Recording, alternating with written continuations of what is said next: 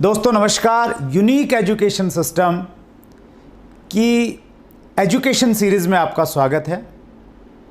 हम बातचीत कर रहे हैं 6 बेसिक्स के बारे में।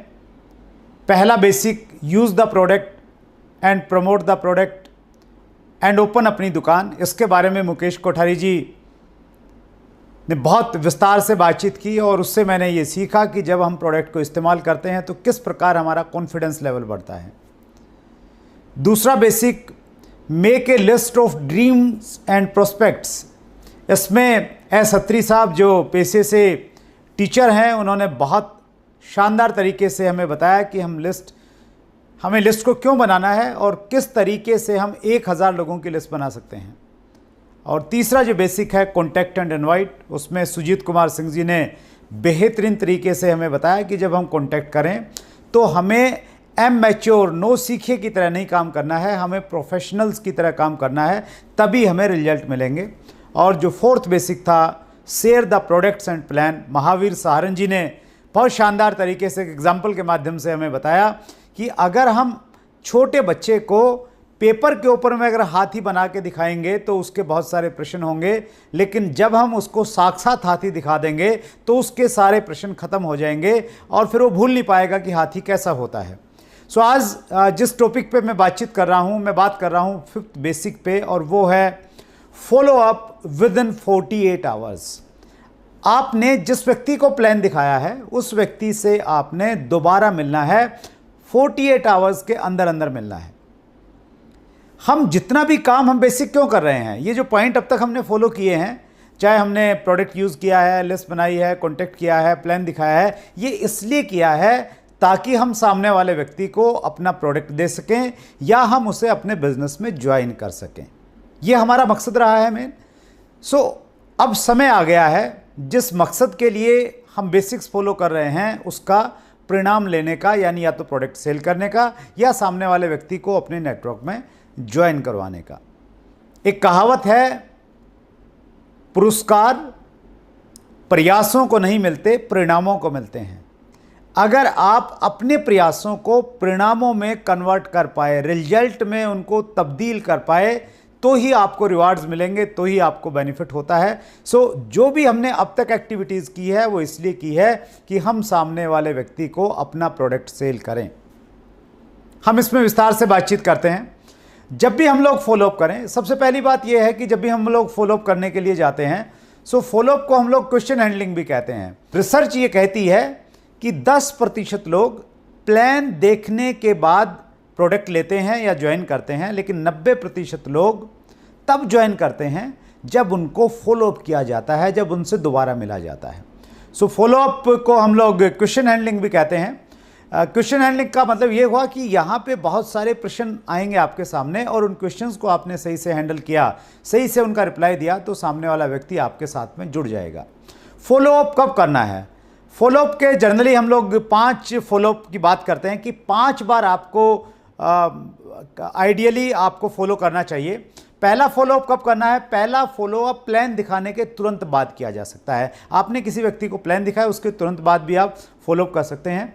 अगर उस समय सामने वाला व्यक्ति आपके साथ आपके बात से सहमत नहीं है, आपका प्रोडक्ट नहीं ले रहा है, तो आपने उस समय एक अपॉइंटमेंट फिक्स करनी है दोबारा मिलने की, और वो जो अपॉइंटमेंट है वो 48 घंटे के अंदर होनी चाहिए। इसलिए हम इसे कहते हैं फॉलोअप विद इन 48 आवर्स। इसके पीछे बहुत सारी साइंस है, हम लोग उस साइंस में नहीं जाएंगे। बस आपने ये याद रखना है कि अगर आपने किसी को प्लान दिखाया तो 48 घंटे के अंदर अंदर आपने उस व्यक्ति से दोबारा संपर्क करना है। संपर्क करें, फॉलोअप आपका कंफर्म बुक हो। उसके लिए एक बड़ा अच्छा तरीका ये हो सकता है कि जब आपने उसको प्लान दिखाया उस समय आप फॉलोअप किट एक रखें अपने पास में, जिसमें कुछ लिटरेचर हो, कुछ बुक्स हो, प्रोडक्ट कैटलॉग हो सकता है, वो वहाँ पे आप छोड़िए उस नए साथी के पास में और आप कहिए कि ये आप देखिए, और प्रमोशन के साथ में वो चीज़ें वहाँ पे छोड़ के आइए और आप उनसे समय लीजिए कि मैं अभी तो थोड़ा जल्दी में हूँ, मैं दोबारा आपसे मिलूँगा, तो बताइए कल हम लोग मिलें या परसों मिलें। 2 ऑप्शन देके 48 आवर्स के अंदर अंदर आपने दोबारा फॉलोअप वहीं पर बुक कर लेना है। आप 48 आवर्स के बाद में मिले और उसके बाद में भी व्यक्ति अगर निर्णय नहीं ले पा रहा है तो आप परेशान मत होइए। अभी आपने 3 फॉलोअप और करने हैं, टोटल 5 फॉलोअप बताया गया है कि 5 फॉलोअप तक आपको करना चाहिए। आपने ध्यान रखना है कि जब भी आप किसी व्यक्ति से मिलने के लिए जा रहे हैं फॉलोअप में, या तो आप प्रोडक्ट सेल करके आएंगे, उसका केवाईसी लेके आएंगे, या नेक्स्ट कब मिलना है वो अपॉइंटमेंट की डेट और टाइम लेके आएंगे। दोनों में से एक चीज़ वापसी में आपके पास में होनी चाहिए। इस प्रकार से हम 5 फॉलोअप कर सकते हैं। जब हम लोग फॉलोअप करेंगे, फॉलोअप करते समय कुछ इंपॉर्टेंट पॉइंट्स है जिनका हमें हमेशा ध्यान रखना चाहिए। पहला पॉइंट है हैव पेशेंस। आपने धैर्य के साथ में बातचीत करनी है, उतावलापन मत दिखाइए, जल्दबाजी मत कीजिए। अक्सर जल्दबाजी में चीज़ें खराब हो जाती हैं। सो आप आराम से मिलिए, बातचीत कीजिए, पेशेंस रखिए अपनी बातचीत में। बी एंथुसियास्टिक, उत्साह में रहिए, एक्साइटमेंट में रहिए। आपको बोर नहीं होना है, आपको परेशान नहीं होना है कि आप तीसरे या चौथे फॉलोअप में जा रहे हैं और बंदा जो है बहुत पकाऊ है, बहुत सारे प्रश्न करता है, बहुत सारी क्वेरी करता है, बहुत नेगेटिव सी नेचर का है। आप जब भी मिलें उत्साह में रहिए, क्योंकि एक लाइन मुझे बहुत अच्छी लगती है, selling is transfer of enthusiasm. अगर आप अपने एंथुजियाज्म को, अपने उत्साह को सामने वाले व्यक्ति में ट्रांसफर कर सकते हैं तो आप अपना प्रोडक्ट सेल कर सकते हैं। वो उत्साह आपका हमेशा बना रहना चाहिए। Do not over commit.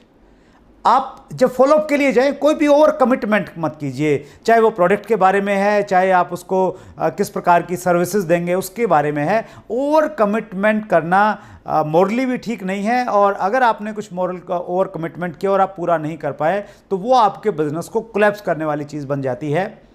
तो fourth point is be honest. ईमानदार रहिए, ईमानदारी से बातचीत कीजिए। जिस प्रोडक्ट के जो परिणाम है वही परिणाम बताइए। और honesty is the best policy. ये हज़ारों साल पहले से रही है और ये आज भी वैसे ही काम करती है। इस दुनिया के जो बहुत बड़े बड़े सेल्स प्रोफेशनल्स हुए हैं, जो कामयाब नेटवर्क मार्केटिंग लीडर्स हुए हैं, उनकी एक खूबी मिलेगी, वो हमेशा ऑनेस्ट रहे हैं। उन्होंने ईमानदारी से काम किया, ईमानदारी से लोगों के साथ में बातचीत की। Do not ask open ended questions. आप फॉलोअप के टाइम में कुछ ओपन एंडेड क्वेश्चंस मत पूछिए। फॉर एग्जाम्पल, बहुत सारे लोग ये पूछते हैं कि तो सर आपको प्लान कैसा लगा, तो इसका वो कुछ भी जवाब दे सकता है। या आप कहते हैं कि तो फिर आपका क्या इरादा है। वही प्रश्न पूछिए जिनका रिप्लाई आपको पहले से ही मालूम है कि ये रिप्लाई आ सकता है। फॉर एग्जाम्पल, आप ये पूछ सकते हैं कि सर मैंने आपको 3 प्रोडक्ट के बारे में बताया, इन 3 में से आपको कौन सा प्रोडक्ट सबसे अच्छा लगा। तो शायद वो तीनों में से एक आपके सामने रखेगा। तो इस प्रकार के प्रश्न पूछिए जिनका पहले से ही उत्तर निर्धारित है। आपकी सीनियर अपलाइन इस बारे में आपकी सहायता करेगी। Do not be emotional. जब आप फॉलोअप में जाते हैं, इमोशनल मत बनिए, भावुक मत बनिए कि वो आपका प्रोडक्ट नहीं ले रहा है, वो आपकी बात नहीं मान रहा है और आप तो इतनी उससे उम्मीद रखते थे। तो इमोशनल मत बनिए। ये जस्ट आपका एक काम है, आप अपना काम करने के लिए गए। आपके पास में एक बहुत बड़ी अपॉर्चुनिटी है, ऊपर वाले ने आपको मौका दिया है जिन लोगों की ज़िंदगी बदलने के लिए। और अगर उसकी किस्मत अच्छी नहीं है तो शायद वो आपकी इस अपॉर्चुनिटी को देख नहीं पा रहा है, तो उसमें भावुक मत होइए। Do not argue. बहस मत कीजिए, आर्गुमेंट में मत जाइए। हमारा मकसद किसी व्यक्ति को हराना नहीं है। हम कोई कोर्ट में नहीं है कि हम दलील लेके सामने वाले को हराएंगे। हमारा मकसद है सामने वाले व्यक्ति को बिजनेस में लेना या उसको प्रोडक्ट देने जिससे उसकी हेल्थ बेटर रहे। अगर सामने वाला कैसा भी प्रश्न पूछ रहा है, वो प्रश्न बचकाना हो सकता है, वो बेवकूफ़ी वाला प्रश्न होता है, तो आपने उसका मजाक नहीं उड़ाना है। आपने आर्गुमेंट करने से हमेशा बचना है, क्योंकि आर्गुमेंट में आप जीत जाएंगे तो आपका जो परिणाम है, आपका जो मेन ऑब्जेक्ट है, वो ऑब्जेक्ट आपका पूरा नहीं होने वाला है। Have a proper business kit. आपके पास में एक प्रॉपर बिजनेस की किट होनी चाहिए। एक प्रॉपर आपके पास में बैग होना चाहिए, जिस बैग में सारे टेस्टिमोनियल्स हों, आपके पास में प्रोडक्ट हों, आपके पास में लिटरेचर हों। वो सारी की सारी चीज़ें आपके पास में होनी चाहिए जब आप फॉलोअप करने के लिए जाए। नेक्स्ट पार्ट है फ्रीक्वेंट रिस्पॉन्स स्टेटमेंट्स। जब भी आप किसी व्यक्ति से मिलेंगे तो एक तरह की स्टेटमेंट्स आपको मिलने वाली हैं, उसके लिए आपने प्रिपेयर रहना है। अगर ऐसी ऐसी बातें लोग आपसे पूछते हैं तो आप बिल्कुल परेशान मत होइए, क्योंकि आपको मालूम है कि ऐसी ही बातें सामने वाले लोग करने वाले हैं। क्या स्टेटमेंट्स होंगी? लोग कहेंगे आई डोंट हैव मनी, मेरे पास में 100 रुपया भी नहीं है सामान खरीदने का। आपको मालूम है उनके पास में पैसा है और वो बहुत सारा पैसा ऐसे ही उड़ा देते हैं, लेकिन आपने उससे आर्ग्यू नहीं करना है, आपने पेशेंस के साथ में बातचीत करनी, उसको आगे बढ़ाना है अपने तरीके से। लेकिन ये मान के चलिए कि लोग ऐसे ही स्टेटमेंट आपके सामने देंगे, आई डोंट हैव टाइम, मेरे पास में समय नहीं है बिल्कुल भी। लोग ऐसा बोलेंगे, आपने ये नहीं कहना है कि आपके पास में तो बहुत सारे समय हैं, जब इतना व्यस्त होने के बावजूद मैं टाइम निकाल सकता हूं, तो आप भी निकाल सकते हैं। बस आपने प्रिपेयर रहना है कि ऐसा सवाल आए तो कोई बड़ी बात नहीं हुई आपके सामने, I will get back to you. बहुत सारे लोग कहेंगे कि मैं आपको सोच के बताऊंगा, मैं वापस आपको फ़ोन करूंगा, तो ऐसे भी आपको रिस्पॉन्स मिलेंगे। लोग कहेंगे प्रोडक्ट्स आर कॉस्टली, जो सामान है वो बहुत महंगा है, इतना महंगा सामान मैं नहीं खरीद सकता। लोग ऐसा कहेंगे, हालांकि उनको प्रोडक्ट की शायद उतनी नॉलेज नहीं है कि प्रोडक्ट की कॉस्टिंग कैसे निकाली जा सकती है, लेकिन फिर भी लोग कहेंगे आई कांट सेल, मैं बेच नहीं सकता हूं, ये बेचने वाला काम मुझे दिखता है, ऐसा लोग आपको कहेंगे। कुछ लोग कहेंगे is it A pyramid scheme और स्कैम और मनी सर्कुलेशन कंपनी। लोग ऐसा भी बोलेंगे, वो आपको ऐसा एहसास कराएंगे कि जैसे आप बहुत गलत काम में हैं। लोग आपको ये भी बोलेंगे कि मैं मेंबर नहीं बना सकता, ये मेंबर बनाने का काम नहीं मेरे से होगा, बाकी सब कुछ ठीक है, आपका प्रोडक्ट ठीक है, सब कुछ बढ़िया है, मैं सब कुछ मान रहा हूं, लेकिन ये जो लोगों को जोड़ने वाला काम है ये मेरे से नहीं होगा। कुछ लोग कहेंगे, सीधा बोलेंगे कि मैं इंटरेस्टेड नहीं हूं, ऐसे कामों के लिए मैं इंटरेस्टेड नहीं हूं।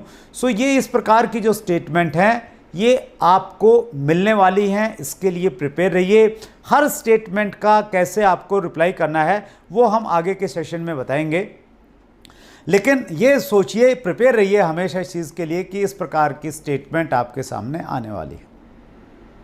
अब इन स्टेटमेंट्स का जवाब कैसे देना है, how to handle questions.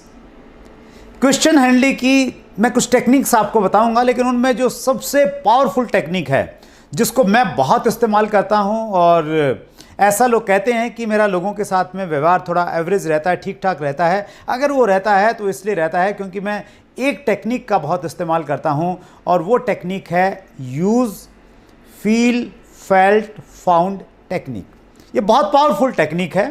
Feel felt found technique ये बताती है कि सामने वाला कोई भी स्टेटमेंट दे या कोई भी क्वेश्चन आपसे करता है तो आपने उसका विरोध नहीं करना है, आपने उसकी बात से सहमति जतानी है, फील करना है, महसूस करना है उसकी बात को कि यस यू आर राइट, आप सही कह रहे हैं।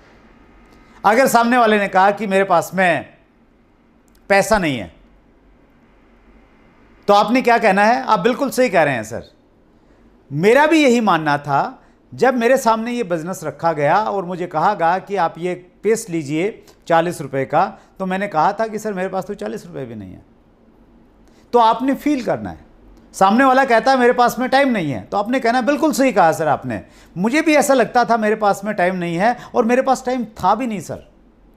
कुछ भी सामने वाला व्यक्ति बोलता है, वो कहता है कि क्या ये स्कीम है, तो आपने कहना आपने बिल्कुल सही बात की है सर, मुझे भी ऐसे ही लगता था इन सब चीज़ों को लेके ये स्कीम है। सो सबसे पहले वो कुछ भी बोले, आपकी पहली लाइन ये होनी चाहिए, आपने बिल्कुल सही कहा सर, मैं भी ऐसा ही सोचता था, और कहीं ना कहीं आप ऐसा सोचते थे। फेल्ट ये है, सामने वाले ने कहा कि मेरे पास में पैसे नहीं हैं, आई डोंट हैव मनी, आप कहिए कि आप बिल्कुल सही कह रहे हैं सर, मुझे भी ऐसा लगता था कि मेरे पास में पैसे नहीं और मेरे पास में पैसे थे भी नहीं, फिर मैंने ये देखा कि ये मेरे पास में जब अपॉर्चुनिटी है और इसमें मैं अगर प्रोडक्ट इस्तेमाल करके, ये प्रोडक्ट अच्छे लगेंगे, एक ही तो प्रोडक्ट लेना है, और अगर वो अच्छा लगेगा तो मैं दूसरे प्रोडक्ट लेके अगर इसको बिजनेस अपॉर्चुनिटी के रूप में बनाऊंगा, तो मैंने ये फाउंड कि मेरी पैसों की समस्या ज़िंदगी भर के लिए ख़त्म हो सकती है। सो ये बेहतरीन टेक्निक है। फील पहले उसके साथ में रिलेट करना है, फेल्ट फिर आपने ये कहना है कि फिर मैंने गहराई में गया, मैंने तथ्यों में मैं गया, लॉजिक्स मैंने देखे, लॉजिक्स आप दीजिए फेल्ट में, और फाउंड, फिर फाइनली आपने पाया कि मेरी उस समस्या का समाधान यहीं से निकल सकता है। नेटवर्क में भी जब आपके सामने लोग मिलते हैं, वो कोई भी सजेशन लेके आए, कुछ भी आपसे बोलें, तो आप वहाँ पे भी इस टेक्निक का इस्तेमाल कर सकते हैं। मैं बहुत ज़्यादा इस्तेमाल इसको करता हूँ। सेकंड जो तरीका है क्वेश्चन हैंडल करने का, वो है शेयर ऑथेंटिक डाटा। आपके पास में कुछ ऑथेंटिक आंकड़े होने चाहिए, डाटा होना चाहिए। अगर वो डाटा आप शेयर करते हैं सामने वाले व्यक्ति से, तो सामने वाला व्यक्ति उस डाटा से और जिस ऑर्गेनाइजेशन का वो डाटा है उससे वो प्रभावित होता है, वो हमारी बात से प्रभावित नहीं होता। क्योंकि हमेशा ये कहा जाता है कि जब हम किसी से बातचीत करते हैं तो हम सेकंड पार्टी हैं, सामने वाला फर्स्ट पार्टी है, और फर्स्ट पार्टी और सेकंड पार्टी में कहीं ना कहीं एक ईगो क्लैश होता है। लेकिन जब हम कोई थर्ड पार्टी लेके आते हैं बीच में, कोई तीसरा व्यक्ति बता रहा होता है, सो अब ईगो क्लैश नहीं होता है और तीसरे व्यक्ति की बात जल्दी समझ में आती है। सो आप डाटा शेयर कीजिए। जब आप डायरेक्ट सेलिंग के बारे में बातचीत कर रहे हैं तो आप बताइए कि सर, डायरेक्ट सेलिंग का जो ग्लोबल टर्नओवर है वो लगभग $1,90,000 का था 2018 में, और इतना बड़ा जो ये नेटवर्क है, इतना बड़ा जो टर्नओवर है, इस टर्नओवर में सबसे ज़्यादा $35,000 अमेरिका का है और हिंदुस्तान की भागीदारी मात्र $1,518 की है। सो अगर हम ये डाटा देखते हैं तो हम पाते हैं कि हमारे देश में डायरेक्ट सेलिंग का बहुत उज्जवल भविष्य है। और ये जो डाटा मैं आपको शेयर कर रहा हूं सर, ये world federation direct selling association के आंकड़े हैं और WFDSA.org ये इसकी वेबसाइट है, आप इस पर भी जाके आप चेक कर सकते हैं। सो जब आप इस प्रकार से उस डाटा का सोर्स उसको बताते हैं, उस ऑर्गेनाइजेशन के बारे में बताते हैं, तो सामने वाला व्यक्ति उस थर्ड पार्टी से बेटर तरीके से समझ सकता है। सो ये बहुत इफेक्टिव टेक्निक है, स्पेशली जो लोग पढ़े लिखे लोग हैं, थोड़ा एजुकेटेड लोग हैं, डाटाज में बात करते हैं, डाटाज की भाषा समझते हैं, उनसे आप इस तरीके से अच्छे तरीके से बात कर सकते हैं। तीसरी टेक्निक है answer questions by asking questions. बहुत बार सामने वाला व्यक्ति आपको कुछ सवाल पूछेगा और आप याद रखिए हर सवाल का आप जवाब नहीं दे पाएंगे। बहुत बार उस सवाल में से एक सवाल पूछना भी एक जवाब हो सकता है, हर जगह अप्लाई नहीं होगा। इसको आपने थोड़ा इंटेलिजेंट तरीके से कॉमन सेंस यूज़ करते हुए आप इसका इस्तेमाल कर सकते हैं। फॉर एग्जांपल, आप बिजनेस में नए हैं और एक सामने वाला व्यक्ति बोलता है कि आपको इस बिजनेस से कितना पैसा आ रहा है, और आपने भी शुरुआत की है, तो आपको लगता है कि आप ये बताएंगे कि मुझे अभी कुछ नहीं आया, तो सामने वाला नेगेटिव हो जाएगा और वो ये कहे कि यार ये इसमें कुछ आता जाता नहीं है, ये तो ऐसे ही काम होते हैं। सो आप ये कह सकते हैं कि सर, मैंने तो अभी शुरू किया है, लेकिन हमारे बिजनेस में 500 रुपये से लेके 50 लाख रुपया महीने कमाने वाले लोग हैं। आप बताइए आप कितना रुपया महीना कमाना चाहेंगे। ये क्वेश्चन में आपने एक दूसरा क्वेश्चन पूछ लिया है। तो इस प्रकार बहुत सारे, वो आपने डिसाइड करना पड़ेगा कि इस टेक्निक का आप कहाँ इस्तेमाल कर सकते हैं, लेकिन ये बहुत अच्छी और बहुत पावरफुल टेक्निक है। नेक्स्ट जो टेक्निक है जिसका आप इस्तेमाल कर सकते हैं क्वेश्चन हैंडलिंग में, और वो है कॉम्प्लीमेंट क्वेश्चंस।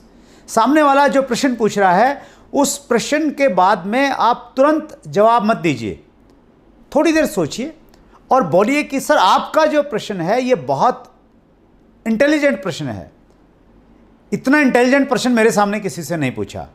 आप उसके क्वेश्चन को अगर कॉम्प्लीमेंट देंगे, उसको अच्छा मानेंगे, तो शायद वो आपके रिप्लाई को भी वो अच्छा मानेगा। क्योंकि जब कोई व्यक्ति आपको पसंद करेगा तो फिर शायद वो आपके जवाब को भी पसंद करेगा, आपके प्रोडक्ट को भी पसंद करेगा, आपको, आपकी कंपनी को भी पसंद करेगा। एक कोटेशन है, if you can sell your self you can sell everything. आप अपने आप को बेचिए, मीन्स आप अपने व्यवहार से, अपनी बातचीत से सामने वाले व्यक्ति को प्रभावित कीजिए। नेक्स्ट जो टेक्निक है, ये बहुत पावरफुल टेक्निक है, आंसर क्वेश्चंस विद टूल्स। सामने वाला जब भी कोई प्रश्न पूछता है, आप टूल्स की सहायता से उसका जवाब दीजिए। फॉर एग्जाम्पल, सामने वाला पूछता है कि आपके प्रोडक्ट की क्वालिटी में मुझे डाउट है, आपकी क्वालिटी कैसी है। तो आपके पास में कोई टेस्टिमोनियल है, 1 मिनट का छोटा सा वीडियो है, वो दिखाइए। आपके पास लिटरेचर में कोई टेस्टिमोनियल है, वो उसको पढ़ाइए।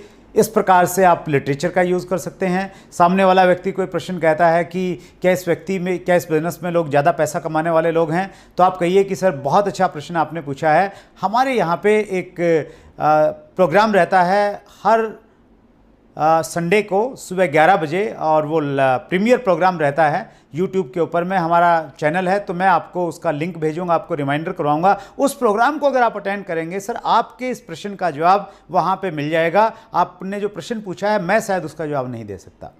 सो जो हमारे टूल्स हैं, ऑडियो हैं, वीडियोज़ हैं, वेबसाइट है, अप्लायंस के नाम हैं, ये जितने भी सारे लोग हैं इनको आप टूल्स के रूप में इस्तेमाल कर सकते हैं और इनके माध्यम से आप रिप्लाई कर सकते हैं। इस प्रकार आप सामने वाले व्यक्ति के प्रश्नों का जवाब देंगे उसकी ईगो को ठेस पहुंचाए बिना। अब टाइम आ गया है, फाइनल टाइम है सेल क्लोजिंग, यानी जो अब तक आपने किया है उसका परिणाम आपको मिले। आपने जो बेसिक्स किए हैं इससे पहले 4 और या फॉलोअप में भी जो इतने सारे स्टेप्स आपने किए हैं इसलिए किए हैं कि आप सामने वाले व्यक्ति को अपना प्रोडक्ट सेल करना चाहते हैं या उसको बिजनेस में ज्वाइन करवाना चाहते हैं। इसके लिए मैं कुछ टेक्निक आपको बताना चाहता हूं। ये बहुत पावरफुल टेक्निक है। ये अगर आपने अपने बिजनेस में अप्लाई कर लिया और आपने अपनी टीम को अगर ये टेक्निक सिखा दी तो फिर आपके परिणाम जो हैं वो कई गुना बढ़ने वाले हैं। इनमें एक टेक्निक है जिसे हम कहते हैं ट्रायल क्लोज। ट्रायल क्लोज का मतलब यह है कि जब आप प्रेजेंटेशन दे रहे हैं, प्रेजेंटेशन के बीच में ही आप ये चेक करते हैं कि सामने वाला आपके प्रोजेक्ट को कितनी गंभीरता से ले रहा है और वो आपके प्रोडक्ट लेगा या नहीं लेगा। उसके लिए मैं अपना एक एग्जांपल देना चाहता हूं। 2010 में जब मैं एक कार खरीदने वाला था तो मैंने डिसाइड किया कि मैं या तो मर्सिडीज़ खरीदूंगा या मैं ऑडी खरीदूंगा, और उन दोनों में से मैं थोड़ा कंफ्यूज था कि कौन सी लेनी चाहिए। और मैं चला गया दोनों के शोरूम में, मैंने दोनों के जो सेल्स एग्जीक्यूटिव थे उनसे बातचीत की। मैंने बाहर रोड पे किसी एक ऐसे रोड पे जहाँ पे ट्रैफिक नहीं था दोनों गाड़ियों को बुलाया टेस्ट ड्राइव के लिए। तो वो दोनों जो सेल्स एग्जीक्यूटिव थे वहाँ पे आ गए। उन दोनों को मालूम चल गया कि मैं कहीं ना कहीं दोनों का कंपटीशन करवा रहा हूँ। और फिर फाइनली मैंने कहा कि चलो ठीक है, टेस्ट ड्राइव हो गया है, अब मैं शोरूम पे चलते हैं और हम लोग बातचीत करते हैं। तो सबसे पहले मैं ऑडी के शोरूम में गया और एग्जीक्यूटिव से बोला कि गाड़ी तो आपकी ठीक है, लेकिन यार मैंने तो है ना मर्सिडीज़ लेनी है। मर्सिडीज़ के ये फीचर हैं, मर्सिडीज़ इतना बड़ा ब्रांड है, मेरा ड्रीम रहा है कि मैंने मर्सिडीज़ लेनी है, तो मैं तो मर्सिडीज़ लेना चाहता हूँ। तो ऑडी वाले ने ऑडी के फीचर बताए कि नहीं सर, ऑडी में ये फ़ायदा है, ये है, नए ज़माने की गाड़ी है, ये टेक्निक है, ये मर्सिडीज़ में नहीं है, ये ऑडी में है, और वो सारी की सारी चीज़ें उन्होंने बताई।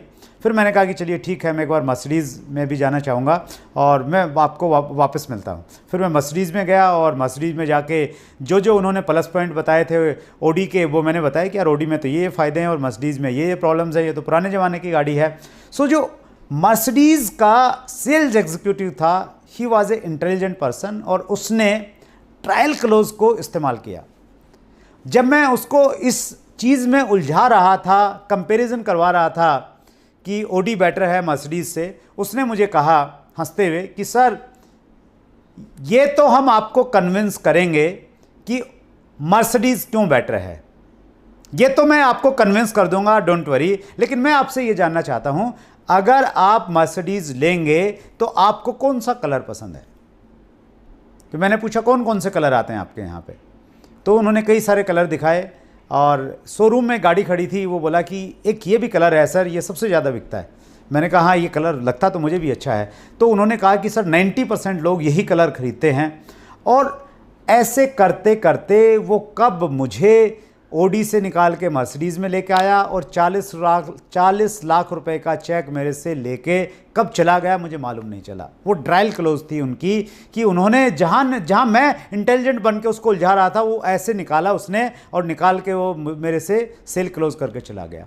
तो आप भी इस टेक्निक का इस्तेमाल कर सकते हैं। जब आप प्रेजेंटेशन देते हैं, सामने वाले का इंटरेस्ट चेक कर सकते हैं, बीच में उसको जहाँ पे वो उलझा हुआ है उससे बाहर निकाल के दूसरी दिशा में आप डाइवर्ट कर सकते हैं। ये बहुत इफेक्टिव है, लेकिन जब आपका थोड़ा एक्सपीरियंस हो जाएगा आप इसका अच्छे से इस्तेमाल कर सकते हैं। दूसरी जो सेल क्लोजिंग टेक्निक है वो है Ben Franklin closing.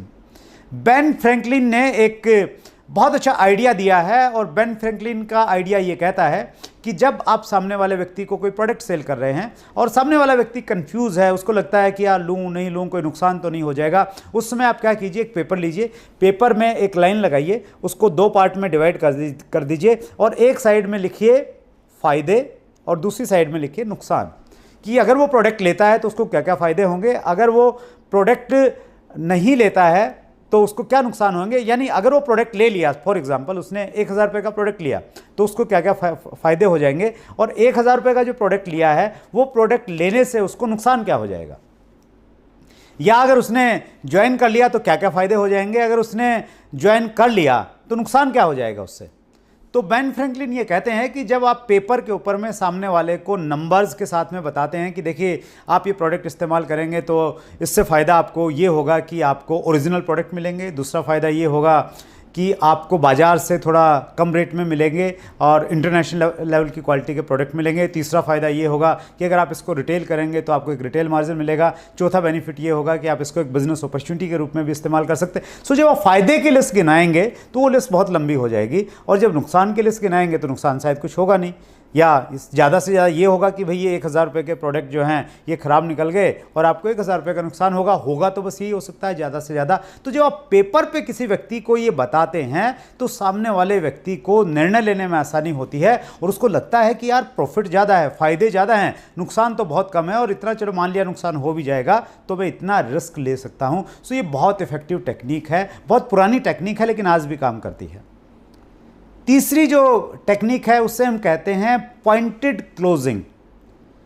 Pointed closing थोड़ी सी एग्रेसिव क्लोजिंग है, और इस क्लोजिंग में आप ये करते हैं कि सामने वाले को आपने प्लान दिखाया और प्लान दिखाते दिखाते आपने प्लान ख़त्म होने के बाद में तुरंत फॉलोअप किया और आपने पॉइंटेड क्लोज इस प्रकार से आप करेंगे तो आप ये कहेंगे कि सर देखिए ये हमारा प्लान था, बेहतरीन प्लान है और मुझे लगता है कि आपको ज़रूर ये अच्छा लगा होगा, बस मुझे आपके सर डॉक्यूमेंट्स चाहिए, कुछ आपका एक आधार कार्ड चाहिए सर, आपका एक बैंक का आपका अकाउंट की डिटेल चाहिए सर, तो इस प्रकार से ये डॉक्यूमेंट्स आप चाहिए, यानी आप सीधा पॉइंट पे आ गए, पॉइंटेड क्लोजिंग।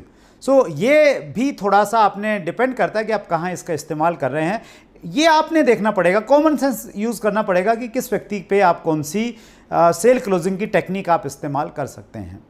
चौथी जो टेक्निक है वो है कंडीशनल क्लोज। कंडीशनल क्लोज में ये रहता है, देखिए सामने वाला व्यक्ति चाहे 100 रुपये का प्रोडक्ट ले या 10,000 रुपये का प्रोडक्ट ले, वो कहीं ना कहीं डाउटफुल है कि मुझे नुकसान तो नहीं हो जाएगा, कहीं मैं लुटपिट तो नहीं जाऊंगा। तो उस प्रकार का एक नेचुरल एक वो डाउट क्रिएट होता है जब हम भी कोई प्रोडक्ट लेते हैं तो हमारे पास में भी हमारी भी यही स्थिति होती है। सो यहाँ पे आप कंडीशनल क्लोजिंग का इस्तेमाल कर सकते हैं। कंडीशनल क्लोजिंग कैसे, आप ये कह सकते हैं कि सर ये प्रोडक्ट आप रखिए, इसको इस्तेमाल कीजिए, और अगर आपको ये प्रोडक्ट पसंद नहीं आया तो मैं 2 दिन के बाद मैं दोबारा आपसे मिलूंगा, उस समय आप ये प्रोडक्ट मुझे वापस दे दीजिएगा और मैं आपका पैसा रिटर्न कर दूंगा आपको। तो ये कंडीशनल क्लोजिंग है, आपने प्रोडक्ट दिया, इस कंडीशन पे दिया कि अगर इस्तेमाल नहीं हुआ तो आप वापस ले लेंगे। सो सामने वाला फिर आपके साथ आपका प्रोडक्ट ले लेता है। और जो लास्ट टेक्निक है ये भी बहुत इंपॉर्टेंट टेक्निक है, और डायरेक्ट सेलिंग में स्पेशली हम लोग इसका बहुत इस्तेमाल करते थे, मैं बहुत इस्तेमाल करता था, और इस टेक्निक को कहते हैं do not miss the opportunity close. यानी हम सामने वाले को ये बताते हैं कि अगर आज आप मेरे साथ में जुड़ गए तो आपको क्या फ़ायदा होने वाला है, और वो फ़ायदा क्या होगा। शायद आपने पहले कुछ लोगों से बातचीत कर रखी है, वो लोग ऑलमोस्ट तैयार हैं ज्वाइन करने के लिए, लेकिन उन्होंने अपना KYC नहीं दिया है। तो आप ये कह सकते हैं कि सर मेरी एक व्यक्ति से बात हो रखी है, उसने ज्वाइन करना है, उसके KYC मेरे पास में भी आने वाले हैं, आप अगर इसी समय मुझे अपना KYC दे देंगे तो उस व्यक्ति को मैंने स्पॉन्सर करना है, उसको मैं आपके नीचे स्पॉन्सर कर सकता हूं। ये एक टेक्निक है, इसका इस्तेमाल आप कर सकते हैं, और इस मामले में स्पेशली पर्टिकुलर इस टेक्निक में आप अपने अपलाइन से भी काउंसलिंग कर सकते हैं। सो ये जो टेक्निक है सेल क्लोजिंग की टेक्निक, ये बहुत इफेक्टिव टेक्निक है। लोग 10 रुपये का प्रोडक्ट बेचते हैं या 10 करोड़ का प्रोडक्ट बेचते हैं, इन टेक्निक में से किसी न किसी टेक्निक का इस्तेमाल किया जाता है। और मैंने अगर आज बहुत बड़ा नेटवर्क बनाया है तो कहीं ना कहीं इन्हीं सब चीज़ों का किसी न किसी रूप में मैंने इस्तेमाल किया है। मुझे उम्मीद है कि आपको ये टेक्निक्स अच्छी लगी होंगी, और कोई भी चीज़ अगर आपको अच्छी लगती है लेकिन अगर आपने उसको अप्लाई नहीं किया है, आप उसको व्यवहार में नहीं लेके आ रहे हैं, आप उसका इस्तेमाल नहीं कर रहे हैं, तो वो सारी की सारी चीज़ें आपके लिए व्यर्थ हो जाती हैं। एक कोटेशन है, knowing and not doing is equal to not knowing. यानी जानना और नहीं करना का मतलब है नहीं जानना, यानी आपने कुछ जाना ही नहीं है। सो इन टेक्निक को आप अप्लाई कीजिए, अपनी टीम में इसके बारे में बातचीत कीजिए, और यूनिक एजुकेशन सिस्टम की तरफ से जो ये एक बेहतरीन कार्यक्रम चल रहा है एजुकेशन की सीरीज़, इसको आप फॉलो करते जाइए। बेसिक्स हम लोग कंप्लीट करने वाले हैं, उसके बाद हम कोर पे बातचीत करेंगे, हम लोग कार्डिनल पे बातचीत करेंगे। और जैसे ही आपको मालूम है कि सोमवार से शनिवार तक हर रोज़ 7 बजे हमारा एक ट्रेनिंग प्रोग्राम रहता है और संडे को एक बड़ा कार्यक्रम हम लोगों का रहता है। एक शानदार लीडर्स एक सेमिनार लेता है आपके लिए, 11 बजे का उसका टाइमिंग रहता है। और अब तक अगर आपने यूनिक एजुकेशन सिस्टम चैनल को अगर सब्सक्राइब नहीं किया है तो इतनी सारी इन्फॉर्मेशन आपको मिलेंगी कैसे। सो सब्सक्राइब कीजिए, अपनी टीम को सब्सक्राइब करवाइए, बेल आइकन दबा दीजिए ताकि सारी इन्फॉर्मेशंस आपके पास में आए। मैं यूनिक एजुकेशन सिस्टम का बहुत धन्यवाद करता हूं और जो हमारे प्रेसिडेंट हैं मुकेश कोठारी सर, उनका धन्यवाद करता हूं। पहले जिन स्पीकर्स ने 4 बेसिक्स के बारे में बातचीत की, मुकेश कोठारी सर उनमें स्वयं थे, अत्री साहब उसमें थे, सुजीत कुमार सिंह थे और महावीर सहारन जी थे। मैं उनका आभार प्रकट करता हूँ। थैंक यू वेरी मच, बहुत बहुत धन्यवाद।